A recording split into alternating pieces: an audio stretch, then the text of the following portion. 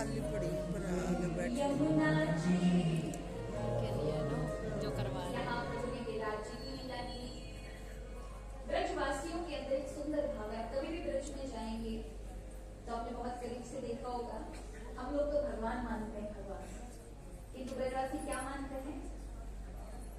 भगवान नहीं मानते, लाला मानते हैं। ब्रजवासी को अगर कोई देखता है, जाके वो पूजा करते हैं तो पता कौन है? महादेव भगवान नहीं है।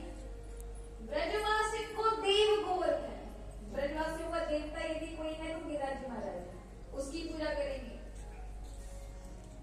फिर मोहन कौन है? बोले मोहन मित्र, और जिसकी पूजा हृदय में करते हैं वो इष्ट श्री राधा। हमारी इष्ट कौन है? श्री राधा रानी। हमारी सखा कौन है? मित्र कौन है? ठाकुर कृष्ण। और हमारे देवता जिनकी हम रात दिन आराधना करते हैं वो गिरिराज जी। तो ब्रजवासियों का ये सुंदर बड़ा भाव है कि वो अपना लाला मानते हैं। लेकिन एक और चीज है, प्रेमियों का जो भाव होता है कि ब्रजवासी हर महीने की दोनों एकादशी करते हैं। आप में से कितने लोग हैं जो एकादशी व्रत करते हैं? बहनों में इतना करते हैं और भाइयों में एकादशी व्रत भैया तो करती है। आप कैसे रहते हैं? नहीं करते हैं, कोई बात नहीं। और भाइयों में कौन कौन करता है? अच्छा, एक दो करते हैं। तो जोरदार ताली अपने लिए बजा दो। कम से कम आप लोग एकादशी करते हैं। कई लोग हैं जो नहीं करते। देखिए, स्वास्थ्य की अगर उससे देखा जाए तो भी एकादशी बहुत आवश्यक है। एकादशी व्रत के अंदर ये सक्षमता है। ऐसे देखा जाए तो एकादशी 24 घंटे का नहीं है, अभी तो 32 घंटे का व्रत है। कितने घंटे का है?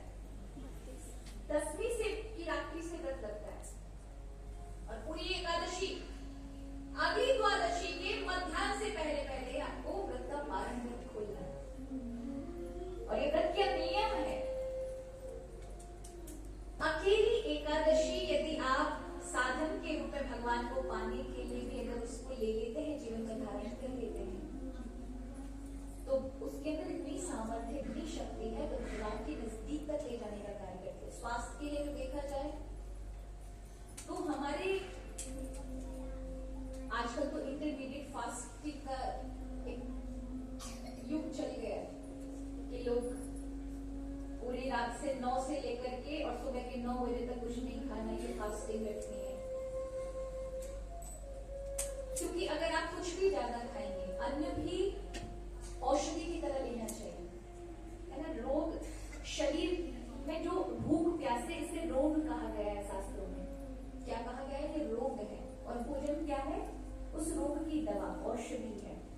पर औषधि को अपने एक मात्रा में लेना चाहिए। अत्यधिक ज्यादा मात्रा में लेंगे तो औषधि क्या करेगी? वही औषधि आपके लिए साइड इफेक्ट काम करना चालू कर देगी,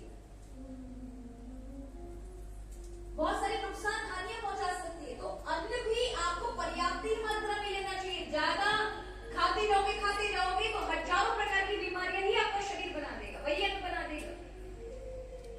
इसलिए कहा कि अन्न को पचाने की सामर्थ्य कई बार कई शरीरों में एक जैसी नहीं होती है। सबके शरीर अलग अलग है। और ये भी सही बात है कि हर शरीर पर एक दवा जैसा काम नहीं करती है। कितना अच्छा है, बिना दवाइयों के जीवन चल सके। एकादशी को व्रत रहो महाराज। महीने में 2 बार एकादशी पड़ती है। यदि आप इस व्रत को रहते हैं तो आपके स्वास्थ्य में लाभ होगा। क्यों? क्योंकि खाली पेट रहता है पूरे 24 घंटे तक। आप अल्पाहार, कोई जूस ले लोगे, कोई फल इत्यादि ले लोगे, कोई हल्का फलाहार का ले लोगे, उससे प्राण शक्ति आपके शरीर के अंदर कार्य करती है। अच्छा, कभी आपके हाथ कट जाता है, कभी आपने महसूस किया, कभी हाथ में कट लग गया हो, चाकू से लगा, कोई चीज लग गई है, या आपके खाल इधर से उधर खुरच गई हो, कुछ दिन के बाद बिना किसी ट्रीटमेंट, बिना किसी आपने कोई ऑइंटमेंट या कोई भी ट्यूब नहीं लगाया, लेकिन वो ठीक हो गया, अपने आप बन गया। वो क्या है? प्राण शक्ति। प्राण शक्ति उसको जीवन दान। अगर कहीं भी अगर भोजन आप कर रहे हैं, भोजन करने के बाद जो पचा लिया, उसके बाद प्राण शक्ति का काम है आपके शरीर में जितने भी रोग हैं उनको ठीक करने का प्राण शक्ति खोजती है किन किन रोगों को ठीक करना है। अब आप पेट में जगह ही नहीं छोड़ेंगे प्राण शक्ति को खोजने के लिए, आप ठूसते जाएंगे, खाते जाएंगे, तो अनेक रोग बन जाएंगे। जब हम खाते हैं उसके बाद प्राण शक्ति बेचारी बचाने में लगती, तो गेहूं इत्यादि इतने ज्यादा है कि इतने ज्यादा भारी मात्रा के अनाज हैं कि उन्हें 8 घंटा लगता है, 8 से 10 घंटा, यानी बीच में कुछ नहीं पाना चाहिए, तब तक वो पचेगा नहीं। लेकिन आप फिर से कुछ शाम का कुछ ले लेंगे, फिर उस चीज को छोड़कर फिर वो नई चीजों को पचाने में लगेगी। इसलिए कहा है, देखो मुझे बोलना तो नहीं चाहिए पर ये सच बात है, कि गेहूं जो है ये हमारे यहाँ का अनाज नहीं है। हमारे यहाँ का अनाज है जो हमारे भारत के किसान इत्यादि ये सब खाते हैं।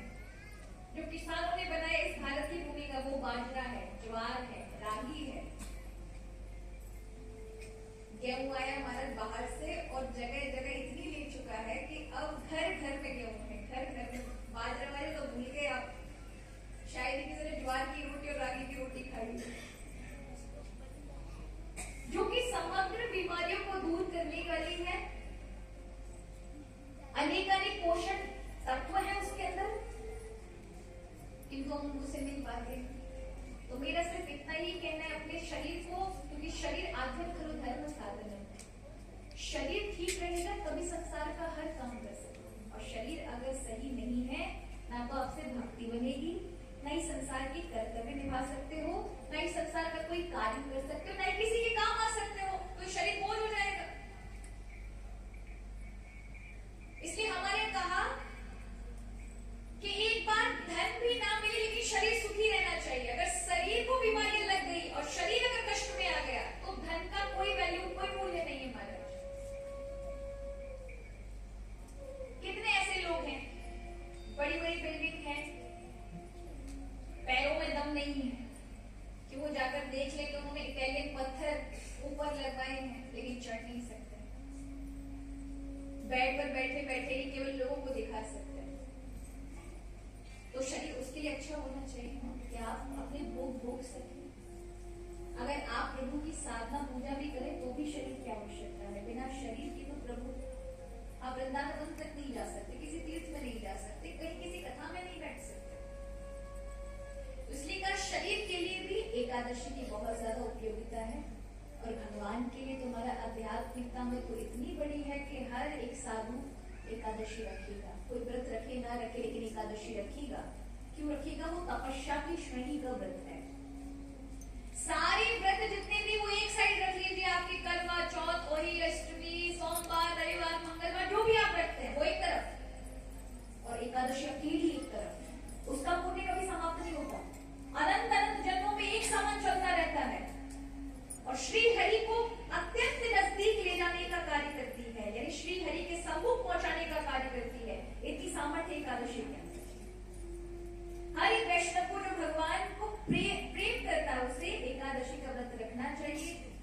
8 वर्ष की आयु से लेके 80 वर्ष की आयु तक के लोग नारद पुराण के अनुसार रख सकते हैं। अब किसी के पास एकादशी, शरीर में इतने रोग हैं कि आप एकादशी व्रत नहीं रख सकते हैं, कभी बीपी डाउन है, कभी डायबिटीज है, ये सब इतने हैं कि आप नहीं कर पा रहे, तब एकादशी वाले दिन हो सके तो दिन तक का तो कम से कम एकादशी का व्रत रखें। अगर वो भी नहीं रख पाते तो नाम जाप करें, अत्यधिक नाम जाप करें। एकादशी वाले दिन नाम जाप, जागरण इत्यादि करने का महान फल है। एकादशी अवश्य करनी चाहिए। तो ये ब्रजवासी एकादशी करते हैं। अब देखिए, एकादशी साधन है, इस साधन से उन्होंने भगवान को प्राप्त किया है, लेकिन उन्हें भगवान मिल गए हैं, फिर भी एकादशी व्रत करना नहीं छोड़ा। यही प्रेम है। भक्त क्या करते हैं? जिस सीढ़ी पर चढ़ने के कारण हमको लक्ष्य मिला है, वो सीढ़ी को नहीं छोड़ता। ज्ञानी क्या करता है? जिस सीढ़ी पर चढ़ा हो और उसे परमात्मा प्राप्त हो जाए तो उस सीढ़ी को भूल जाएगा। उसे लगेगा, अनुभव करेगा कि मेरे अलावा तो कोई है नहीं, परमात्मा कोई अलग वस्तु है ही नहीं,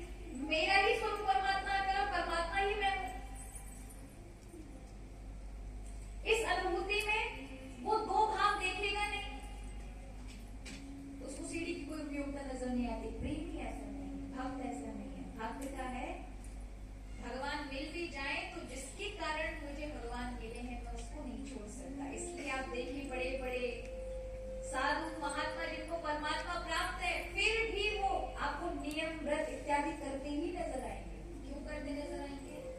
क्योंकि इन साधनों के कारण भगवान की प्राप्ति हुई है, हम इनको नहीं छोड़ सकते। देखो महाराज, मंदिर बहुत बड़े बड़े अट्टालिकाएं बन जाती हैं, बड़े बड़े मंदिर बन जाते हैं, लेकिन जैसे ही आप मंदिर में प्रवेश करते हो सबसे पहले भगवान को प्रणाम करते हो या सीढ़ियों को प्रणाम करते हो? किसको करते हो? क्यों करते हो?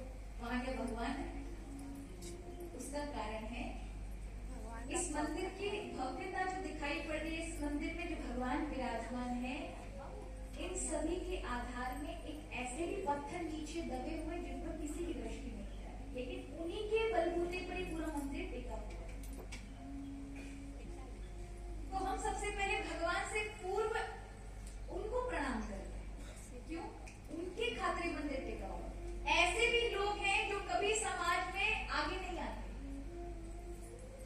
और पीछे रहकर सारे कार्य करते हैं।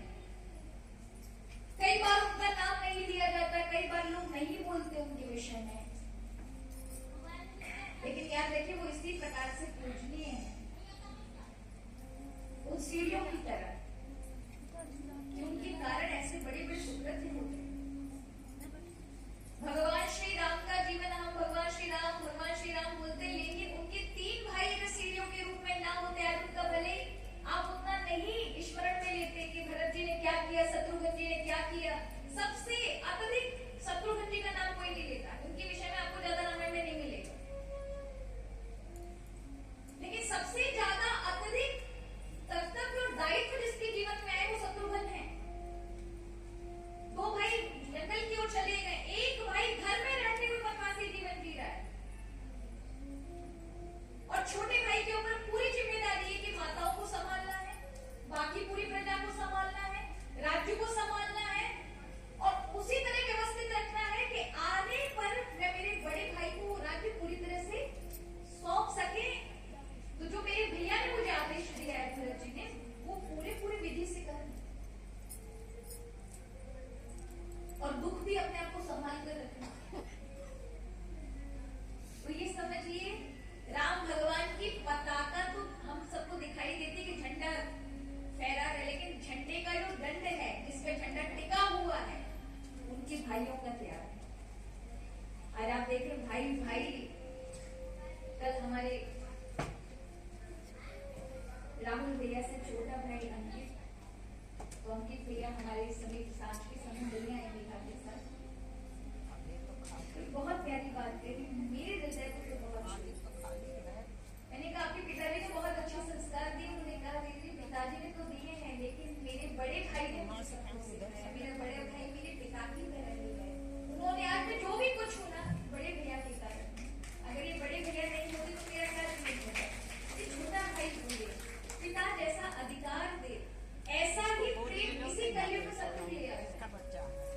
नहीं, कई बार आप देखो, कल आए थे राजीव भैया समाज जी के वहां पर हम हरिनगर गए थे।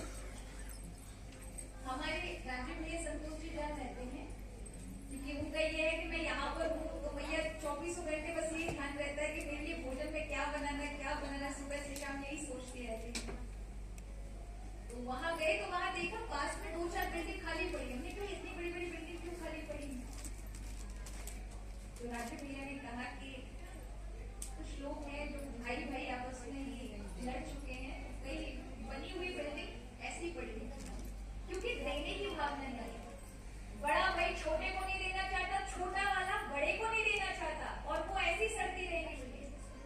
कई ऐसे हमारे यहाँ पर महाराज 50 सालों से केस लड़े जा रहे हैं, ना छोटे भाई की काम आ रही है ना बड़े की काम आ रही है, और वो धन ऐसे ही व्यर्थ में जा रहा है। कोर्ट कचहरी के चक्कर हो रहे हैं, लेकिन देने की सामर्थ्य नहीं।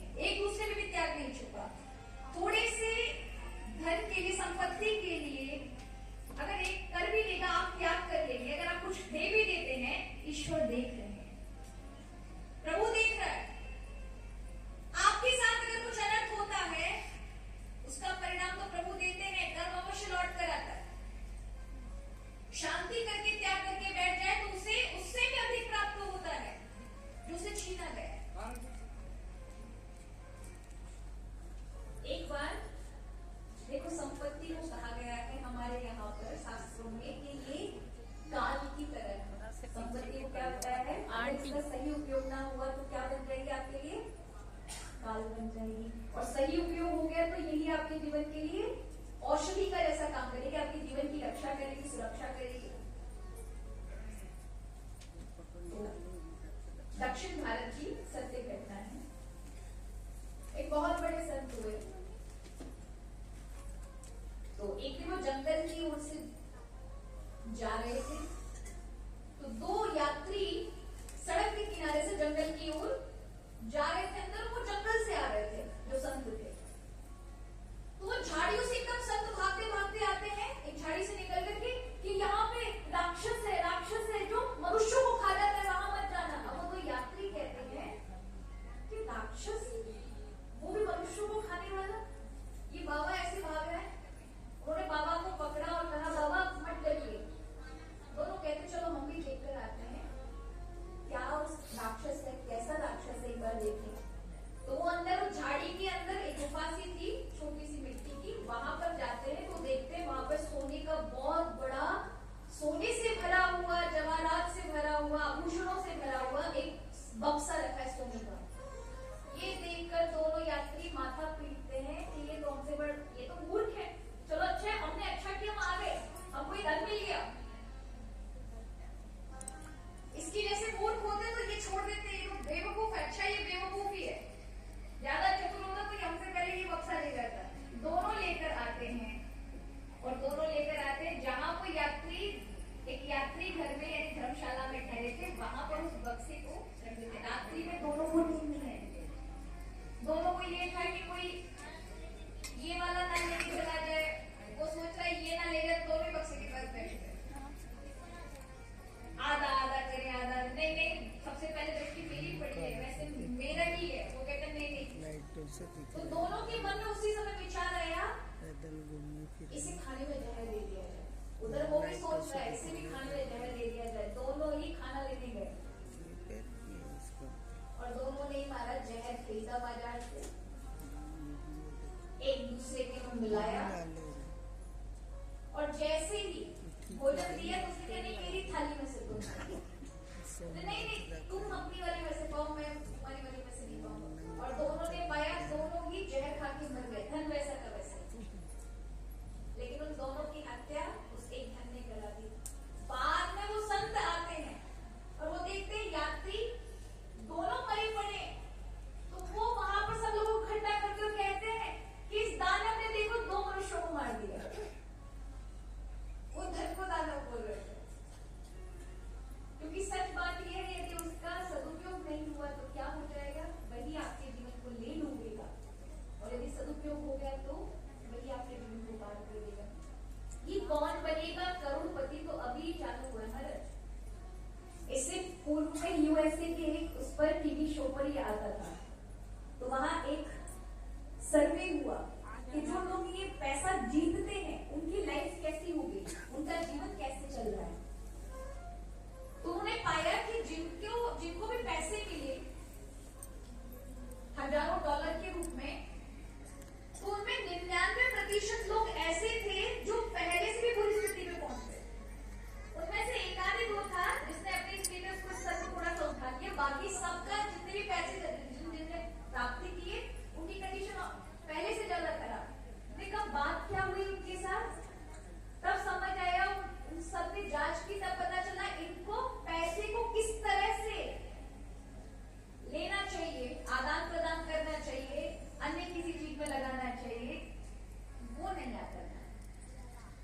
तो लड़ाई झगड़े में, परिवार में, अन्य व्यर्थ की चीजों में वो मैनेज करना। लक्ष्मी, इसलिए कहा हमारे दिवाली पर सिर्फ लक्ष्मी की पूजा नहीं होती है, बुद्धि के दिन गणपति के साथ सरस्वती की भी होती है, सिर्फ लक्ष्मी की नहीं, क्योंकि लक्ष्मी है और लक्ष्मी को चलाने की बुद्धि नहीं है।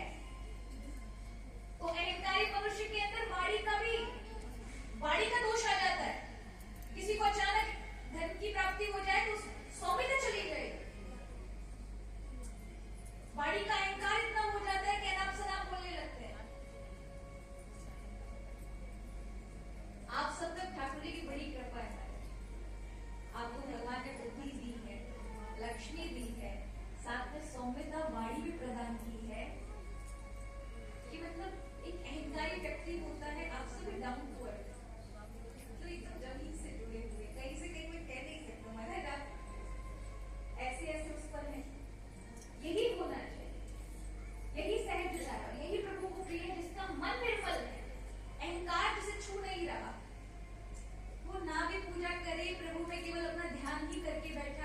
तो भी वो भक्ति कर रहे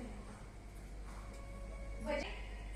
जिसका मन निर्मल है उसको प्रभु बहुत जल्दी प्रसन्न हो जाते हैं, और जिनके मन में अत्यधिक अहंकार, दोष, क्रोध, क्रूरता भरी हुई है, वो रात दिन मंदिर में खड़े रहे तो भी उनका कुछ नहीं होने वाला।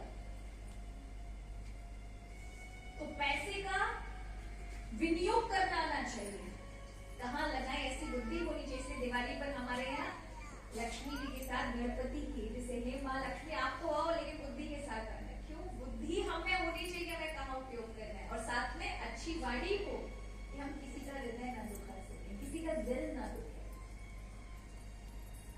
तो यहाँ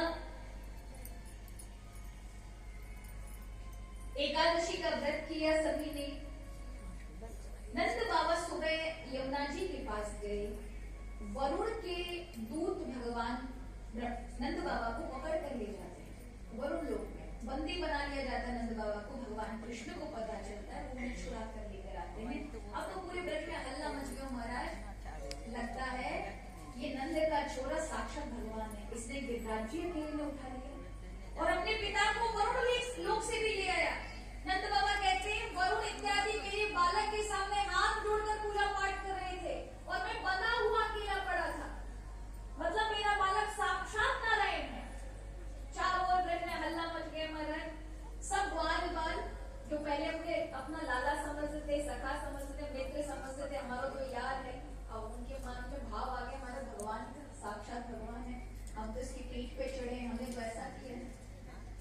सारे के सारे आते हैं, कहते हैं भैया हमारी गलती क्षमा कर दे, हमने तेरे साथ बड़ों के कभी कान खींचे, कभी तेरी पीठ पे चढ़ गए, कभी तुमको घोड़ा बनाया हो, कभी तुमको झूठों पिलाया हो, हमें क्षमा कर दे, हमसे बड़ा अपराध है। भगवान ने कही क्षमा क्यों मांग रहे हो भैया? नहीं भैया तू तो नारायण भगवान है, वैकुंठ लोक को। भगवान ने कहा तुम्हें किसने बताया मैं कोई नारायण वारायण नहीं हूँ? बोले नहीं भैया हमें तो पता, तेने इतने बड़े किताबी धारण किए, तू अभी अभी बाबा को बचा कर लेके आए। कहने लगे नहीं भैया। इतने में एक मनसुख है जो भगवान का सखा है, वो बोलता है लाला देख अगर तू नारायण है तो छुपावे मत, अगर होगा तो हमें क्या है, तू बना रहे नारायण। बस एक काम कर, तू हमारे यहाँ जब से रोटी तोड़ रहा है, सब कछु माल खाए जा रहा है, कभी तो उसको बैकुंठ दिखा, तेरे बैकुंठ के बड़े चर्चे हमने सुने, हम तेरा बैकुंठ देखना चाहते हैं। भगवान ने कहा बैकुंठ हम दिखा देंगे। तो सब तैयार हो गए बैकुंठ देखने के लिए। आपको भी देखना है सबको बैकुंठ? भगवान का लोग आप देखना चाहते भैया? तो वैकुंठ को ही हमारे यहाँ आप गोलोक धाम कह लीजिए, वैकुंठ को ही आप साकेत धाम कह लीजिए, ठीक है, अलग अलग नाम हो जाते लेकिन है वो वही लोग प्रभु का। तो वैकुंठ कुंठ माने जहाँ कुंठा नहीं जाती संसार की, कोई गलत विचार नहीं जा सकते, ऐसी स्थिति का नाम वैकुंठ है। भगवान आपका शरीर भी वैकुंठ है, उसमें भगवान तब आ सकते हैं जब जीवन में ऐसी कोई कुंठा ना हो। तो यहाँ भगवान ने कहा कि चलो वैकुंठ घुमा लाते हैं, यहाँ सामने ये जो तालाब है इसमें कूद जाओ, इसमें कूदोगे तुम वैकुंठ में पहुंच जाओगे। सब एक दूसरे की शक्ल देखने लगे, लाला हम वैकुंठ जाने के लिए बोल रहे, मरने के लिए नहीं बोल रहे, तुमको मैं खुदकुशी करवा रहा हूँ। भगवान कहते हैं कि नहीं मैं तुम्हें लेके जा रहा हूँ, साथ में लेके भी आऊंगा। हमारा इतने सुनते सब तड़ातड़ जाके हमारे तालाब में कूद गए, कूदे बाद तालाब में कुंड में पहुंच गए वैकुंठ। अब हमारे वैकुंठ में पहुंचे तो बड़े बड़े लोग, बड़े बड़े महाराज पन्नों की दीवारें लगी हैं, बड़े सुंदर सुंदर स्तंभ लगे हैं, बड़े बड़े दरवाजे हैं, इतने विशाल का वैकुंठ को देख करके जिनमें सारे लोग चार चार भुजा वाले हैं, भगवान नारायण जैसे दिखते हैं और बड़ा सब सिस्टम में है, सब नियम विधि के साथ चल रहे हैं। संकादिक नारदादिक इत्यादि भगवान की स्तुति कर रहे हैं, लोग लाइन लगा करके भगवान का दर्शन कर रहे हैं, एकदम एक दूसरे के पीछे एकदम नियम से, कोई नियम को नहीं तोड़ा। ग्वाल वालों ने देखा अरे हमारा कन्हैया शेषनाग की सैया पर चार चार भुजाओं से बैठा है, ये स्त्री कौन है जिसके चरण दबा रही है? दौड़ के जाना, चाह हल्ला मचाते हुए तुरंत महाराज भगवान के जय विजय इत्यादि दूतों ने कहा मौन अवस्था, मौन व्रत धारण करो, एकदम जाकर के लाइन में लग जाओ, ऐसे नहीं जाते। सभ्यता है या नहीं है?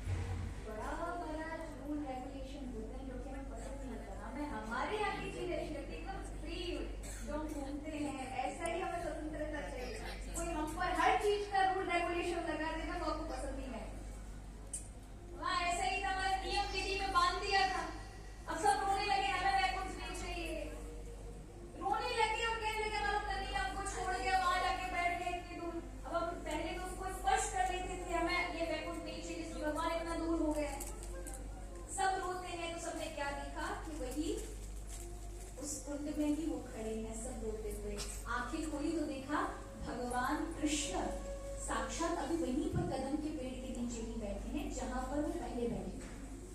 दौड़ के सब जाते हैं। ठाकुर जी आंखें खोलकर कहते हैं क्यों वैकुंठ देखा है? सब कहते हैं लाला देखा है। बोले कैसा था वैकुंठ, कैसा लगा? बोले साची बात कहे या झूठ कहे? तो मेरा साची कहो, झूठ क्यों कहते हो? तो साची कहे तो तेरो वैकुंठ लोगन भी अच्छो लगतो, हमें तो नहीं लगो। लाला हमें तो यही ब्रज में बसे हो। क्यों? बोले ब्रज में कम से कम तुमको स्पर्श कर लेते हैं, तुमको कुछ खवा सके, तुझसे बात कर सके।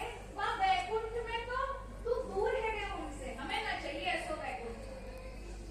नहीं ब्रह्म सुकामिक छो हमको, वैकुंठ की राह न जाननी है। ब्रज की रज में है खेलू, यही प्रीति की रीति निभावनी है। भगवान से भी यही महाराज कहो, भगवान हमारे हैं, भगवान मेरे हैं, ऐसा कहना अहंकारी का काम होता है। हम भगवान के हैं ऐसा कहो, ये मत कहो भगवान मेरे हैं, ये अहंकार है। ये अहंकार गोपिकाओं को हुआ तो भगवान दूर हो गए। क्या कहना चाहिए?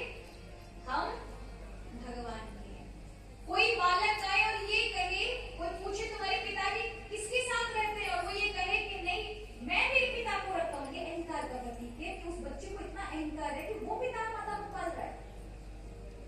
जबकि कितना अच्छा वो ये कहे मैं मेरे माता पिता के साथ रहता हूँ। दोनों शब्दों में अंतर है। मैं मेरे माता पिता को रखता हूँ, मैं मेरे माता पिता के साथ रहता हूँ, वो मुझे साथ रखते हैं, उनकी कृपा के छत्र तले में रहता हूँ। आज जो भी हम कुछ अपने माता पिता के कारण हैं, इसलिए हमारे यहाँ भगवान का रूप कहा गया। तो यहाँ भक्त कहते हैं भगवान चाहे कुछ भी हो, हमारा रिश्ता हमारा संबंध हर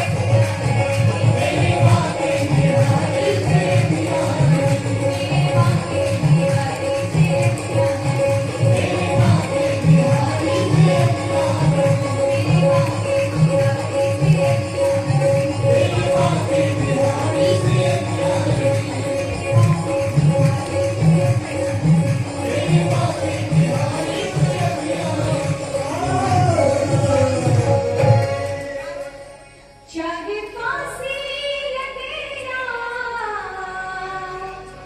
लगे हथकड़ी,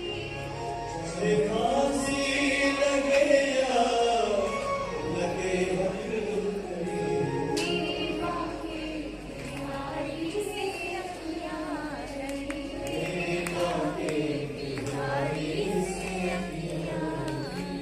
यहाँ रासलीला की ओर प्रश्न आता है। भगवान पिता रात्रि सरदूत्पल मल्लिका वीक्षरन्तुं मनश्चक्रे योगमायामुपाश्रितः।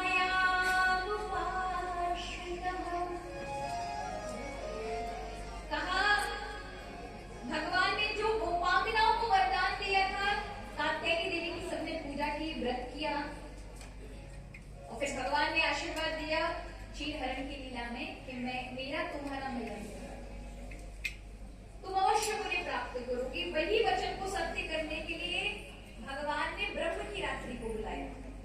हमारी और आपकी रात नहीं थी महाराज, जैसा हम रात को सो जाते सुबह जाग जाते, ब्रह्म रात्रि यानी ब्रह्मा की एक रात, एक कल्प के समान, उसको बुलाया। और मध्य रात्रि को भगवान ने वैणुनाद किया। निशम्य गीतम तदनंग वर्धनम, अनंग का वर्धन हो गया। गोपियों ने जैसे भगवान की वैणु को सुना, उनके मन में आया भगवान उनको बुला रहे हैं। सबको अपना अपना नाम सुनाई दिया। बांसुरी तो कृष्ण ने बजाई, किंतु गोपी सुन पाई। भगवान ने तो सबके लिए मार्ग खोल रखे, कौन जा पाएगा? जिसको कृष्ण चाहते हैं। ऐसा समझिए भगवान के अवतार में राम भगवान अवतार बन का स्वरूप लेकर आए, भगवान कृष्ण अवतार में आए। आपको लगता नहीं है कि आधी से ज्यादा दुनिया असुरी ही थी, अधर्मी थी, किंतु भगवान कृष्ण सबको बदल पाए। कैसा बदल गए? दुर्योधन बदला, रावण बदला, कितने ऐसे लोग थे उस समय भी जो अधर्मी थे। भगवान के आने पर भी लोग सब नहीं बदल जाते। केवल वही कर सकते हैं जिनको भगवान चाहते हैं, वही भगवान के निकट पहुंचे। उसी प्रकार कहा कि भगवान जिनको चाहते हैं वही भगवान के निकट आ पाते, नहीं तो सब भगवान से दूरी है। उन्हें भगवान में रुचि नहीं है, क्योंकि रुचि तब जागेगी ना जब प्रभु कृपा करेंगे, अन्यथा रुचि नहीं जाग सकती। वो आएंगे, टाइम वेस्ट करेंगे, बैठेंगे, इधर-उधर देखेंगे और फिर चलेंगे। लेकिन भगवान का भक्त होगा जिस पर प्रभु की कृपा है, उसमें रुचि होगी भगवान के नाम, प्रेम होगा प्रभु से। उसे किसी ने कहा नहीं कि तुम प्रेम करो, खुद ब खुद है उसे। एक बड़ी सुंदर जगन्नाथ जी के मंदिर में एक भक्त प्रतिदिन भगवान के पास जाता था। उसके बहुत अधिक कठिनतम दिन चल रहे थे, समय इतना खराब था, फिर भी भगवान जगन्नाथ जी का दर्शन करके वो समुद्र की ओर निकलता था, तो समुद्र में जो रेत होती उस पे उसके पैर छपते थे। पीछे मुड़ के देखता था तो देखता था उसके भी पैर छपे, उसके साथ एक और भी पैर छपे हुए जिसके साथ साथ चल रहे हैं। किसी और की भी फुटप्रिंट है उसके फुटप्रिंट के साथ। तो वो जैसे ही पीछे मुड़ के देखता है किसी की छाप है पैरों की, समझ लेता है जगन्नाथ जी मेरे साथ साथ चल रहे हैं। बड़ा खुश होता है। कुछ वर्षों के बाद उसके जीवन में अत्यधिक कठिनतम समय, अत्यधिक पीड़ामय समय। उसका नियम है जगन्नाथ जी का दर्शन करना, उन्हीं के सामने रोता है। लेकिन जब वो समुद्र पर जाता है, पीछे मुड़ के देखता है तो उसको अपने फुटप्रिंट तो दिखाई पड़ते, पदचिन्ह दिखाई पड़ते, लेकिन भगवान के नहीं। भगवान को प्रतिदिन शिकायत करता है, जब अच्छा समय था तब तो तुम साथ साथ चलते थे, आज बुरा दिन आ गया तुमने भी साथ छोड़ दिया, दुनिया तो दुनिया तो बुरे समय पे सब साथ छोड़ते ही हैं, किंतु आपसे तो मुझे ये उम्मीद बिल्कुल भी नहीं थी। एक दिन इतना रोया कि भगवान आपने मुझे छोड़ दिया, अब मैं अकेला ही रह गया। तो स्वयं जगन्नाथ भगवान उसको स्वप्न में आकर कहते हैं, मूर्ख, तू जिनको देखता है, पूर्व में तुझे 2 पदचिन्ह दिखाई पड़ते, तब तो सुख में तेरे साथ ही था, किंतु दुख में जिनको तू अपने फुटप्रिंट समझ रहा है, पदचिन्ह समझ रहा है, वो मेरे हैं। मैंने तो तुझे गोद में उठा रखा है, इन मुसीबतों में मैंने तुझे धारण कर रखा है, जिससे तुझे किसी प्रकार की कोई समस्या नहीं। ये तेरा ऐसा समय है कि तुझे काटना पड़ेगा, कोई नहीं रोक सकता। अरे महाराज, प्रभु जिनके अंग संग होते ना, उनको भी पीड़ा काटनी पड़ती है, पर भगवान कटाते हैं, साथ में रहकर। जो पीड़ा इतनी बड़ी बड़ी होती है, वो इतनी इतने सूक्ष्म में कटाते हैं, लेकिन कटवाते हैं। क्यों कटवाते हैं? क्योंकि ये इसका दोबारा से प्रारब्ध बनेगा, इसलिए भोग ले। कितने ऐसे संत हैं महाराज, जिनको प्रभु ने इतनी पीड़ा होने के बाद भी भगवान ने उनके कष्टों का खुद वहन किया। एक भगवान के भक्त हुए माधव दास, आप सभी उनका नाम सुना होगा। जगन्नाथ जी की बहुत बड़े भक्त थे, वो कभी वृंदावन आते तो कभी जगन्नाथ जी, भगवान उनको सखा के रूप में, सखा माने मित्र के रूप में प्रेम करते थे। वो भी भगवान को मित्र रूप में, भगवान ऐसे साक्षात खड़े होकर के उनके साथ बातचीत करते थे, खेलते थे। एक उनके समय, उनके पास ऐसा समय आ गया कि वो बीमार पड़ गए। कितने बीमार पड़ गए, समुद्र के किनारे ही लेटे लेटे वो मलमूत्र का त्याग करने लग गए, उठने की भी शक्ति नहीं है। तो स्वयं जगन्नाथ भगवान ही उनके मलमूत्र को साफ करने के लिए आते हैं, और कई दिनों तक भगवान उनके कपड़े साफ करते हैं, उनके मलमूत्र को साफ करते हैं, उनके लिए भोजन बनाते हैं, खिलाते हैं। जब वो ठीक हो जाते हैं, स्वस्थ हो जाते हैं, तब वो कहते हैं, हे भगवान, आप तो परमात्मा है ना, आपने इतना सब कष्ट क्यों झेला? मेरा मलमूत्र उठाया आपने, मुझे इतनी पीड़ा हो रही कि मेरा सारा बदन सत्यानाश हो गया कि मैंने आप पर ऐसा गलत कर्म करवाया, गलत कार्य कराया अपना। मैं बेहोश था, मुझे नहीं पता था कि आप कर रहे हैं। तब प्रभु ने कहा, मैं मेरे भक्त की जब तक उसके हृदय में, जी में जान है, जब तक वो मेरी सेवा करता है, मेरे भजन में डूबा है, मेरा नाम ले रहा है, जब उसकी स्थिति कभी ऐसी आई, तब उसके लिए मैं खड़ा होता, मैं करता हूँ। तो इसमें कोई अलग बात नहीं है। मेरी भक्ति के लिए तो मेरा जिम्मेदारी है कि मुझे वो कार्य करना है, उसका ख्याल रखना है।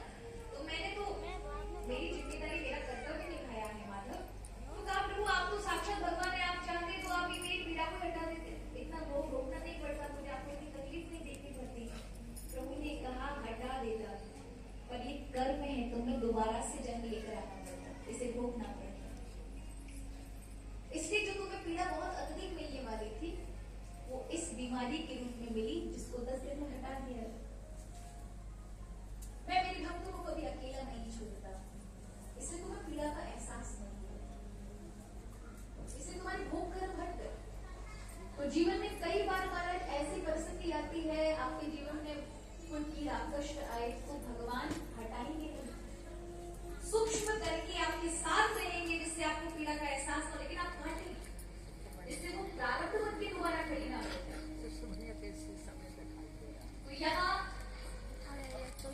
भगवान ने रात्रि में वेणुनाद किया, सभी गोपी दौड़ी, सब सोच रहे हैं कि कृष्ण हमको अकेला बुलाया, आगे होके देख लो। और प्रेम को हमेशा गोपनीय रखना चाहिए। अजीब है, कोई आपसे प्रेम करना है तो हम पूरी जगत में मत फैलाओ। कई लोग होते हैं, अरे जब भी आते हैं हमारे घर में ही आते हैं, हमारे बोलने पर नहीं करते, हम जब कहें तभी पानी पीते हैं। तो बड़े व्यक्ति की बात लड़ाई कर रही है, तभी हटा ले इसको। मतलब जो प्रेम उनका है वो सबको बताते रहे। प्रेम को हमेशा गोपनीय रखना चाहिए। कोई आपको इतना आदर सम्मान देता है तो उसको उड़ाने वाली बात नहीं है, उसे गोपन करके रखो, नहीं तो वो प्रेम ही चला जाएगा।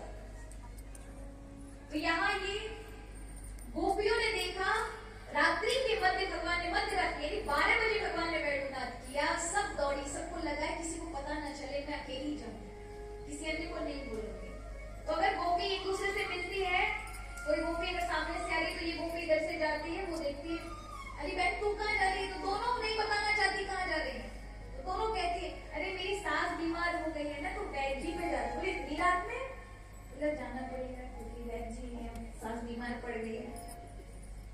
वो कहती है तू कहाँ जा रही है, वो अपना कुछ बहाना लगाती है, लेकिन सबको ऐसा लग रहा है किसी को पता नहीं, बस हम ही चली गए।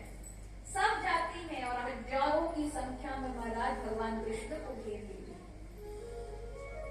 लेकिन सबसे बड़ी बात उनकी दृष्टि में कृष्ण है, इसलिए किसी को भी नहीं दिखा कि वो बहुत सारे, सिर्फ कृष्ण दिखाई पड़ा।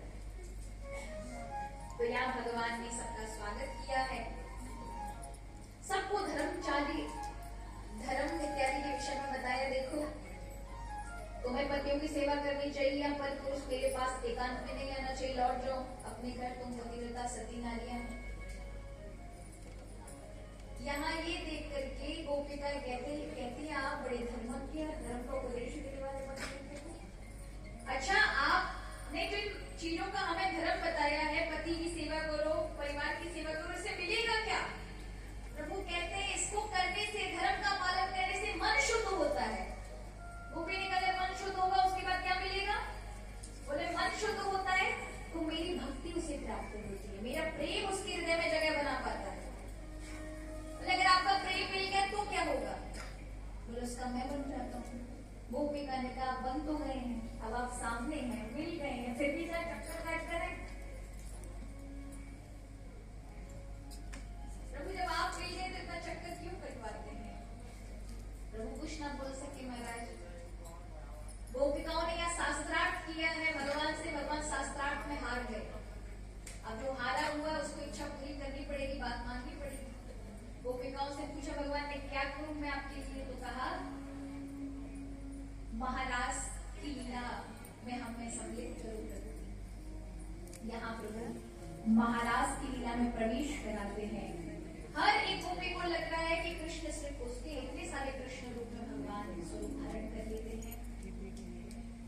किसी को दूसरे गोपी का एहसास न हुआ जब भगवान के साथ महाराज कर रहे हैं, किंतु यहाँ पर भगवान से मिलने में एक सबसे बड़ा बाधक पता है क्या है? वो है अहंकार, मान। तो ये जो मद है गोपिकाओं को सौभगम मद हो गया है अपने सौभाग्य का, हम कितनी सुंदर है, संसार को नचाने वाला हमारे इशारों पे नाच रहा है, बस इतना ही सोचा था हृदय में, भगवान अंतर ध्यान हुए। अब गोपियां चारों तरफ देख रही है, उनको जैसे ही भगवान अदृश्य हुए बहुत सारी गोपियां दिखाई पड़ी, अरे ये भी आई है, ये भी आई है, ये भी आई है। अब सभी की एक ही जैसी हालत है कि प्रभु छोड़ गए, कहां गए? सब दौड़ती हैं,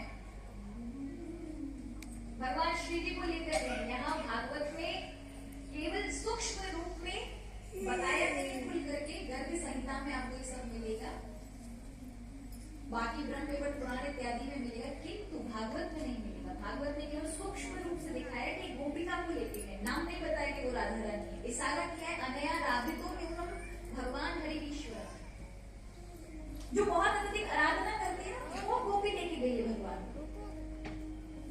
और याद रखिए किशोरी जी की कृपा भी हट गई ना महाराज, तो ठाकुर जी अपने आप दूर हो जाते हैं। किशोरी जी भी हट गई वहां से, प्रभु की भक्ति की धारा भगवान को लेकर आती है, और भक्ति में अहंकार होता है तो भक्ति का दरवाजा बहुत छोटा है महाराज, बहुत छोटा, बड़ा नहीं। जो ऐसे दब के चलेगी वो पार हो जाएगी, जो ऐसे करके चलेगी वो वहां से टकराए जाएगी। इसलिए भक्ति के दरवाजे में हमेशा नम्रता से घुसा जाता है, अहंकार से। अहंकारी को प्रवेश नहीं है। गोपिकाओं को अहंकार हुआ भक्ति के गेट से बाहर। श्री राधा रानी को भगवान लेके जाते हैं, यहाँ राधा रानी को मान हो जाता है, श्री राधा रानी को छोड़ जाते हैं प्रभु। इधर देखो महाराज एक और बात है, क्योंकि राधा रानी साक्षात भगवती है, माँ का स्वरूप है। ये तो प्रभु की लीला है कि अब राधा रानी मिल जाए तो फिर ठाकुर जी मिल जाएंगे, इसलिए भक्ति मिल जाए तो फिर से भगवान मिल जाते हैं। अपनी गलती का एहसास हो, इसलिए राधा रानी को वहां छोड़ा है। श्री राधा रानी जब मिली गोपिकाओं को और उन्हें बताया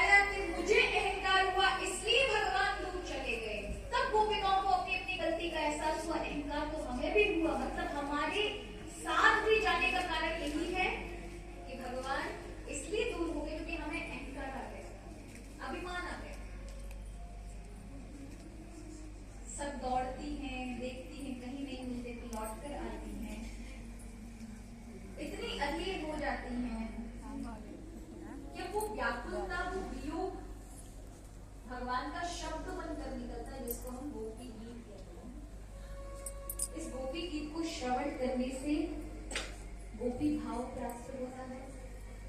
गोपी गीत को प्रतिदिन पाठ करने से भगवान कृष्ण का दर्शन सुलभ हो जाता है।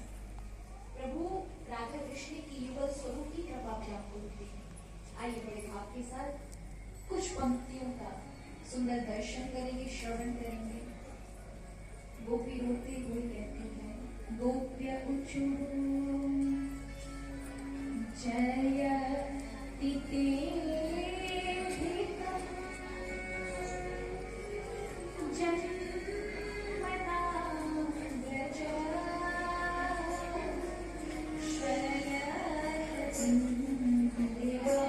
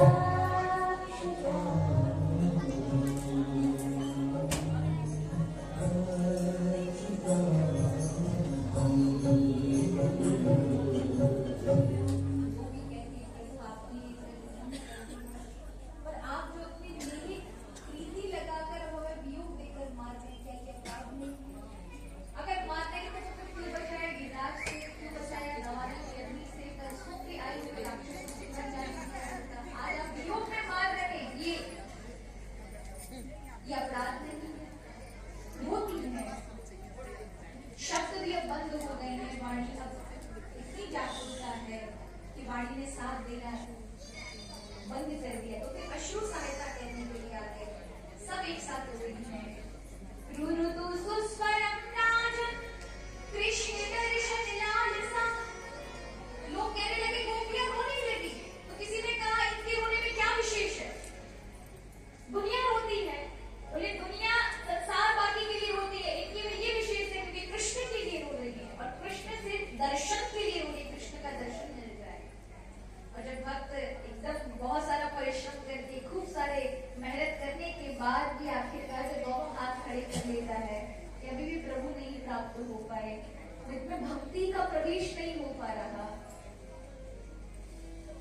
तब जैसे एक बच्चा होता है ना,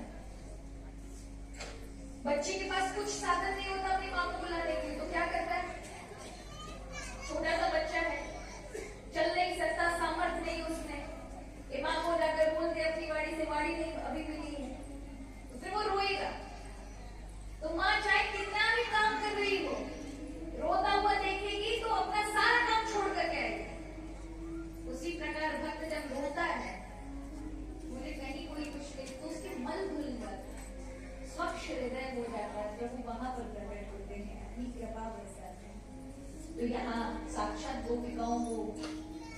देखा रोता हुआ तो प्रभु वहां प्रकट हुए हैं। फिर महारास हुआ, ऐसा रास हुआ भगवान ने वन लीला, जल विहार लीला, 6 महीने तक महारास चला, रात दिन। अब आप ये कहेंगे तो फिर वो गोपिकाएं 6 महीने तक नहीं, ये तो हमारा सुखदेव जी महाराज ने परीक्षित को कहा, ये ईश्वर और जीव का मिलन है। जिन गोपिकाओं के विषय में सोच रहे हो वो गोपिकाएं तो अपने अपने घरों में काम कर रही हैं। ये जो यहाँ पर है, ये जीव और ईश्वर का मिलन किस प्रकार बाधक बनता है, किन किन चीजों की बाधाएं आती हैं ईश्वर के मिलन में, उनका विषय मैंने रूपक के उस पर बताया है। कि मुझे और कोई संसारिक अलौकिक कोई उदाहरण नहीं मिला कि उससे समझो, इसलिए मैंने लौकिक उदाहरण लेकर तुम्हें समझाया, इसे तुम समझ सको। महाराज घटित हुआ महाराज कि महाराज कहाँ घटित होता है, बोले इंद्रियां हमारी गोपियां हैं, हृदय वृंदावन और आत्मा ही कृष्ण है। जब संसार की ओर भागने वाली इंद्रियां, आंख संसार की देखना चाहती है, कान संसार को देखना चाहते हैं, सुनना चाहते हैं, वाणी संसार के लिए प्रशंसा, अपमान, निंदा ये सब करना चाहती है, ये सभी इंद्रियां भगवान की ओर लग जाए तो वही महाराज घटित हो जाता है। तो वो महाराज हम सब में घटित हो। देखिए गोपिकाओं के लिए कहा है कि गोपिकाएं यहाँ पर गई है भगवान के पास वासना लेकर, किंतु स्वयं भगवान पूर्ण है, इसलिए भगवान ने उनकी वासना ही हटा दी। जैसे जलती हुई कोई लकड़ी आग लेकर जाए और अचानक सामने से कोई ठंडा पानी डाल दे तो क्या होगा, आग जो है बुझ जाएगी। इसी तरह से गोपिकाओं के मन में वासना थी, ये सच है, किंतु भगवान के समक्ष जाते ही उनकी वासनाएं परिवर्तित होकर उपासना बन गई, भक्ति बन गई। अरे लौकिक अगर हम देखें, स्वामी विवेकानंद के पास एक महिला आई और वो ईश महिला थी, बहुत सुंदर थी, बहुत धनाढ्य परिवार से थी, सभ्य थी। वो जाकर कहती है स्वामी जी मुझे आपसे शादी करनी है। स्वामी विवेकानंद कहते मैं सन्यासी हूँ। अब उसको लगा कोई कास्टिज्म होगा इनका, छोटा बड़ा, वो कह रहे सन्यासी कौन होता है। उन्होंने कहा मुझे कोई परेशानी नहीं है, मैं तो कर सकती हूँ शादी। अब मैं कैसे समझाऊं कि सन्यासी का जीवन कैसा होता है। उन्होंने कहा तुम शादी क्यों करना चाहते हो। उन्होंने कहा मुझे आपके जैसा पुत्र चाहिए। वो तुरंत अपने सोफे से उठे, वो जहाँ बैठी थी उसके नीचे धरती पर बैठकर कहा मुझे क्षमा करना, मेरे जैसा तो पुत्र मैं तुम्हें दे पाऊं या ना दे पाऊं, पर मैं जब तक जीवित हूँ तुम मुझे पुत्र रूप में मान लो माँ, आज से तो मेरी माँ हूँ, मैं तुम्हारा पुत्र हूँ। वही महिला बदल गई। सिस्टर निवेदिता के नाम से उसने कलकत्ता में आकर भी बहुत सारी महिलाओं के लिए काम किया और अपना आजीवन सन्यासी रूप धारण किया कि इस व्यक्ति को देखो जो मेरी ऊपर आकर्षित नहीं हुआ, उसकी वासना भी उपासना में बदल दी। तो जब हमारे यहाँ के संत महापुरुष कर सकते हैं तो स्वयं भगवान है। वो का आई थी वासना लेकर, लेकिन भगवान के समक्ष जाते ही वो वासना भूल गई और क्या बन गई, उपासना में परिवर्तित हो गई। क्या कुछ नहीं चाहिए उन्हें संसार से, सिर्फ कृष्ण का दर्शन होता है, इसके अलावा कुछ नहीं। तो यहाँ प्रभु ने कहा गोपिकाओं को हमारा महाराज घटित हुआ। आइए हम भी चलते हैं प्रभु के इस महाराज में जो हृदय से काम का निवारण करने वाला है। महाराज की इस लीला को श्रवण करते हैं तो उनके जीवन में काम का प्रवेश नहीं हो सकता। और इसी लीला को हमने काम वासना वाली लीला के रूप में देखा, जबकि इसका है हृदय में बसे हुए काम को दूर कर देती है लीला। हे राधा नाचे कृष्ण नाचे, नाचे गोपी जन, राधा नाचे कृष्ण नाचे, राधा नाचे कृष्ण नाचे, नाचे गोपी जन, राधा नाचे कृष्ण नाचे, नाचे गोपी जन। मन मेरो मन गयो सखी पावन बिंदु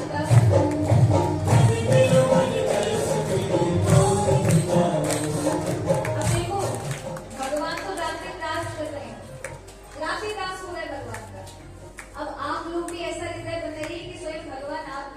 यहाँ पे रास करें, नहीं तो ऐसे ही दुनिया में रास करते घूमोगे, मतलब दुनिया में चक्कर लगाओगे, भगवान आपके हृदय में चक्कर नहीं लगा सकते। अपन ठाकुर जी चाहिए कि चक्कर लगाएं।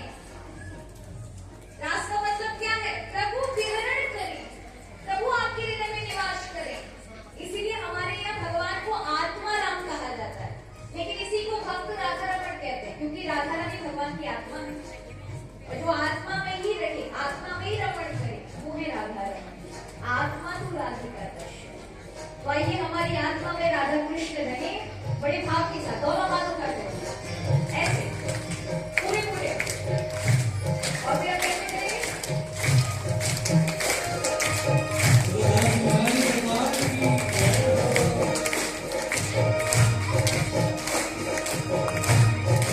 राधा नाचे कृष्ण नाचे, नाचे गोपीजन, राधा नाचे कृष्ण नाचे, नाचे गोपीजन, हे हंसी नाचे खुशी नाचो, नाचे सारी हंसी नाचे खुशी नाचो, नाचे सारी हे मन मेरो मन गयो सखी पावन वृंदावन, मन मेरो मन गयो सखी पावन वृंदावन, हे मन मेरो मन गयो सखी पावन वृंदावन, मन मेरो मन गयो सखी पावन वृंदावन, हे रास रचो है, रास रचो है, राम की रानी सखी रास रचो है, रास रचो है, रास रचो है, राम की रानी सखी रास रचो है, रास रचो है, रास रचो है, राम की रानी सखी रास रचो है, रास रचो है, रास रचो है,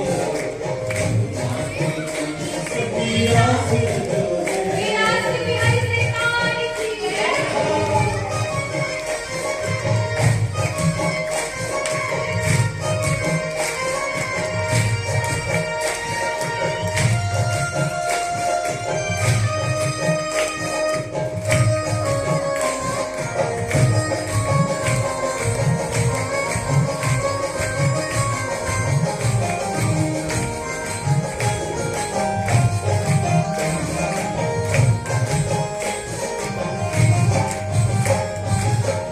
झुम झुम नाचे राधा रानी, सुनती मीठी मुरलियाँ हो, झुम झुम नाचे राधा रानी, सुनती मीठी मुरलियाँ हो, श्याम छवि में सब बलिहारी, गोपी वाले और दुनिया हो, श्याम छवि में सब बलिहारी, गोपी वाले और दुनिया, सरल सरल चाले बधुए पुरवैया रे, सरल सरल चाले बधुए पुरवैया रे, सरल सरल चाले बधुए पुरवैया रे, सरल चाले बधुए पुरवैया रे, मेरी भगवान मेरे श्याम सके राधा नाचे,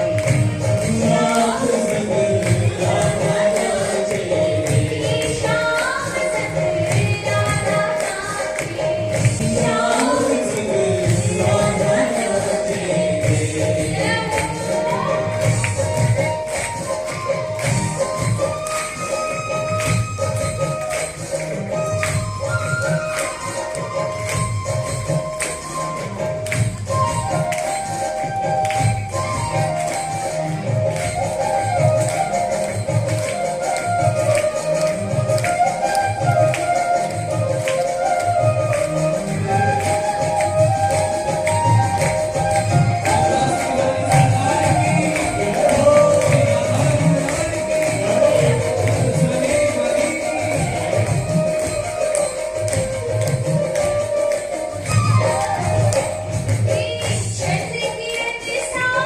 श्याम से लूना